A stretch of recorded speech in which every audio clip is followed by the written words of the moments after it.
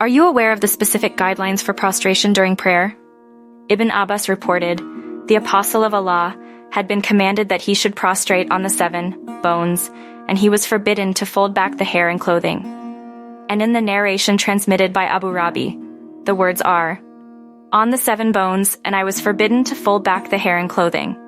According to Abu Rabi, the 7 bones are the hands, the knees, and the extremities of the feet and the forehead.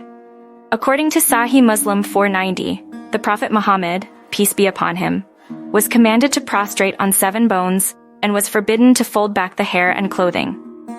The 7 bones for prostration are the hands, knees, and the extremities of the feet and the forehead. Ibn Abbas reported from the Messenger of Allah, I was commanded to prostrate myself on 7 bones and not to fold back clothing or hair. It's important to adhere to these guidelines during prayer to show reverence and respect.